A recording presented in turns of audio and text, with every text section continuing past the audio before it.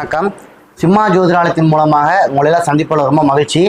இன்றைக்கி நம்ம பார்க்கக்கூடிய பதிவு என்னன்னு பார்த்தீங்கன்னா, இந்த கன்னி ராசி கன்னி லக்னம் காலபுருஷ தத்துவத்தின் அடிப்படையில் 6வது வீடாக வரக்கூடியது. அதாவது மேசம் ரிஷபம் மிதுனம் இப்படி எண்ணி வரப்போகும் பொழுது 6வது வீடாக வரக்கூடியது தான் இந்த கன்னி ராசி கன்னி லக்னம்.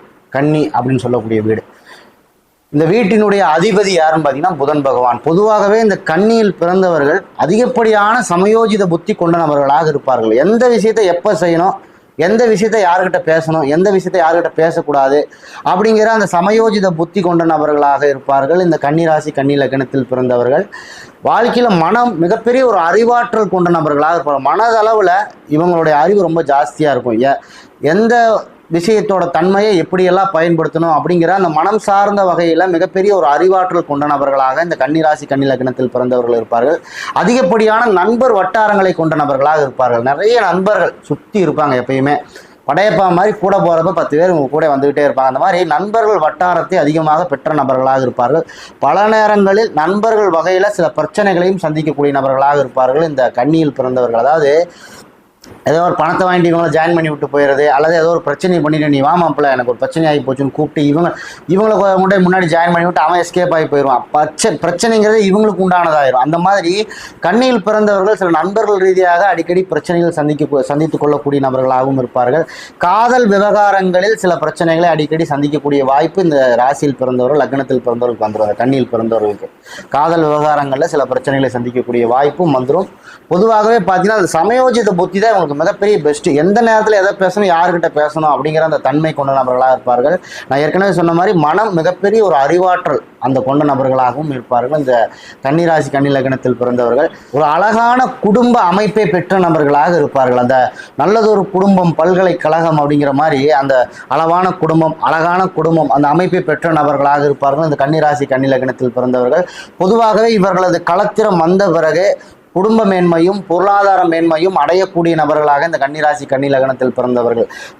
அதாவது இவங்களுக்கு வரக்கூடிய கணவனோ மனைவியோ யாராவது ஒருத்தர் வந்த பிறகு அந்த குடும்பத்தோட சில மேன்மைகள், பொருளாதார முன்னேற்றங்கள், அல்லது இவர்களுக்கு வரக்கூடிய களத்திறமே சில பொருளாதார மேம்பாடோடு வரக்கூடிய களத்திரம் ஆணாக இருந்தால் பெண், பெண்ணாக இருந்தால் ஆணுக்கு இந்த பாயிண்ட் எடுத்துக்கோங்க.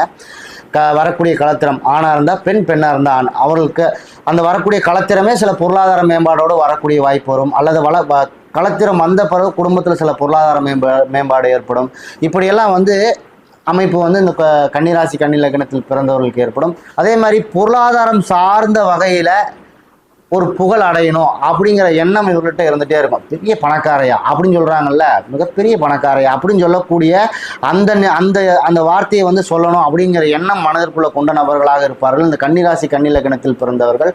பொருளாதாரம் சார்ந்த வகையில் மற்றவர்களிடம் நன்றி உணர்வோடையும் இரக்கத்தன்மையோடையும் செயல்படக்கூடிய நபர்களாக இந்த கன்னியில் பிறந்தவர்கள் இருப்பாங்க.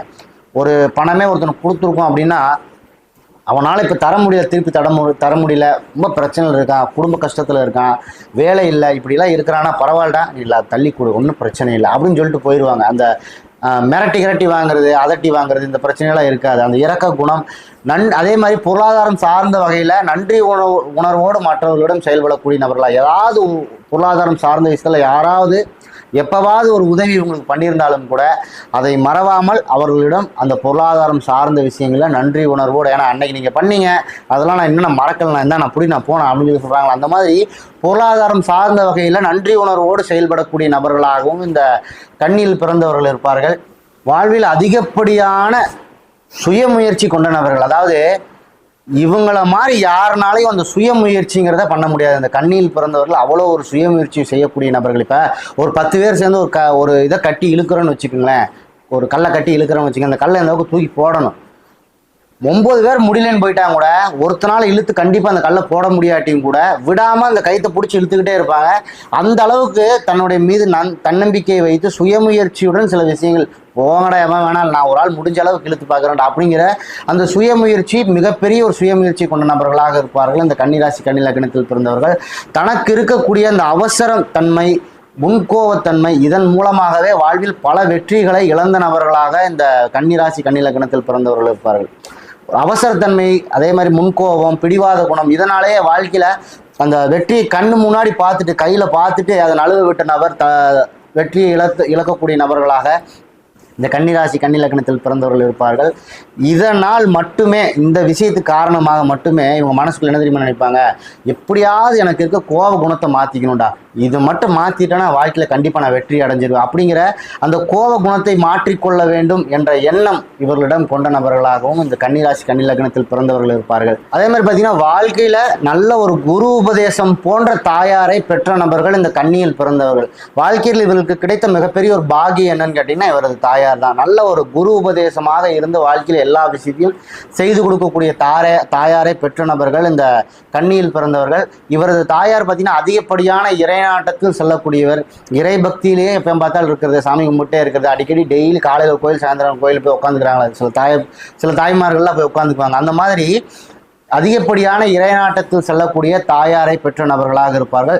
இவர்களுக்கு வரக்கூடிய களத்திரம், இவர்களுக்கு வரக்கூடிய மனைவி, இவர்களுக்கு வரக்கூடிய கணவன் எப்படி இருப்பாங்கன்னு கேட்டிங்கன்னா நல்ல ஒரு உத்தம குணம், தங்கமான ஆளியா, தங்கமான பிள்ளையா வந்து வீட்டுக்கு வந்திருக்க பிள்ளை அப்படின்னு சொல்கிறாங்கல்ல, அந்த மாதிரி தங்கமான மருமையா, மாமனார் மாமியார் வந்து எப்படி பார்த்துக்கலாம் தெரியுமா அந்த மாப்பிள்ளை அப்படிங்கிற மாதிரி உத்தம குணத்தோடு பெறக்கூடிய அந்த களத்திரத்தை கொண்ட நபர்களாக இருப்பார்கள்.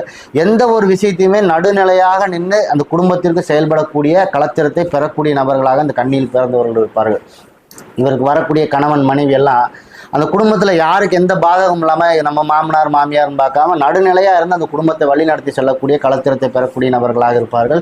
இந்த கன்னி ராசியில் பிறந்தவர்கள், கன்னி லக்னத்தில் பிறந்தவர்கள் பொதுவாக தன்னுடைய பொருளாதார சார்ந்த வகையில் நண்பர்களை உருவாக்கி கொள்ளக்கூடிய நபர்கள்.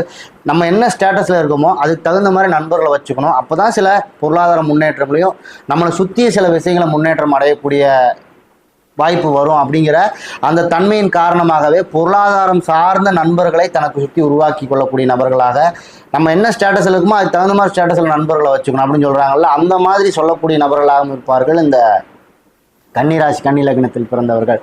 அதே மாதிரி பொருளாதாரம் சார்ந்த உயர் நிலையில் இருக்காங்க பார்த்தீங்களா, அந்த மாதிரியாக இருக்கக்கூடிய நபர்களை நண்பர்களாக வைத்துக்கொள்ள வேண்டும் என்ற எண்ணமும் இந்த கன்னிராசி கன்னி லக்னத்தில் பிறந்தவர்களுக்கு இருக்கும்.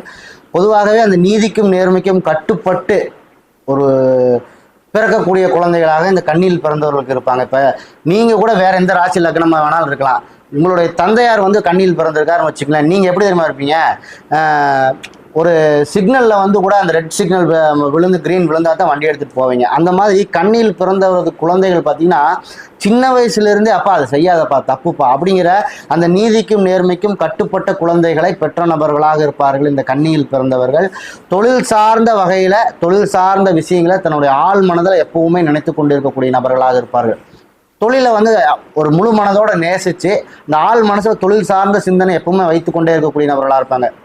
எங்கேயாவது வெளியில் போனால் கூட அந்த தொழில் ஸ்தாபனம் எப்படி இயங்கிட்டு இருக்கா, கரெக்டாக ஆளுக்கு வந்துட்டானுங்களா, இன்றைக்கி கஸ்டமர் கரெக்டாக கொடுத்தானுங்களா, இன்றைக்கி அவன் காசு கொடுக்கணுமே வாங்கி போட்டு வச்சுட்டானுங்களா அப்படிங்கிற அந்த தொழில் இன்றைக்கி முடிக்க வேண்டிய வேலையெல்லாம் முடிச்சிட்டானுங்களா அப்படிங்கிற தொழில் சார்ந்த எண்ணம், அந்த தொழில் சார்ந்த விஷயங்களையும் முழு மனதோடு நினைக்கக்கூடிய நபர்களாகவும் தொழிலை ஆள் மனதோடு நேசித்து செய்யக்கூடிய நபர்களாகவும் இந்த கண்ணியில் பிறந்தவர்கள் இருப்பார்கள்.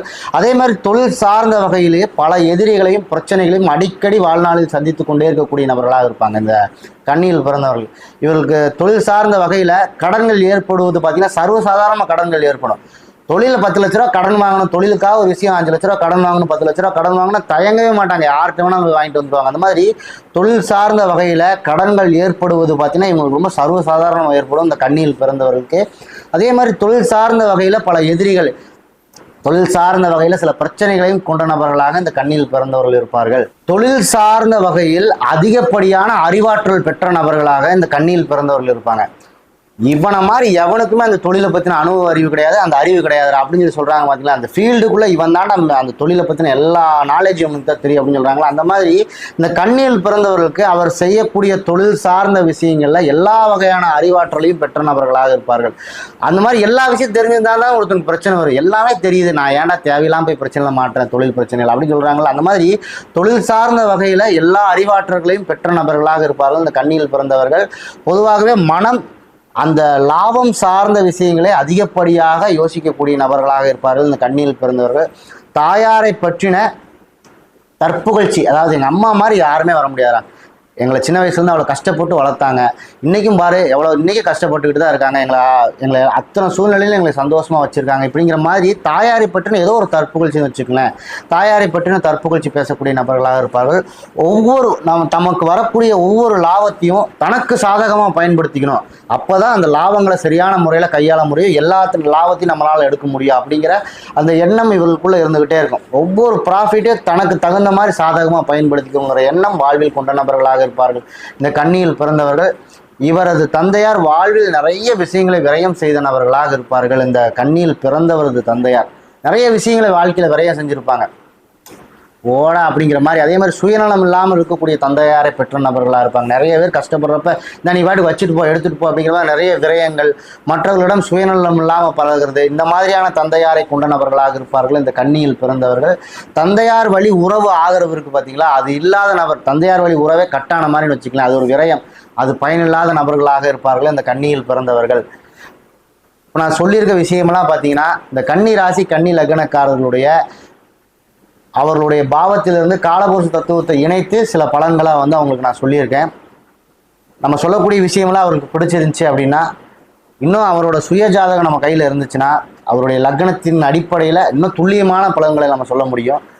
நான் சொல்லியிருக்க விஷயமெல்லாம் உங்களுக்கு பிடிச்சிருந்துச்சுன்னா என் சேனல் லைக் பண்ணுங்கள், கமெண்ட் பண்ணுங்கள், ஒரு சப்ஸ்கிரைப் பண்ணுங்கள். அடுத்தடுத்த பதிவுகள் உங்களுக்கு கிடைப்பதற்கு எனக்கு அது உதவியாக இருக்கும். நன்றி.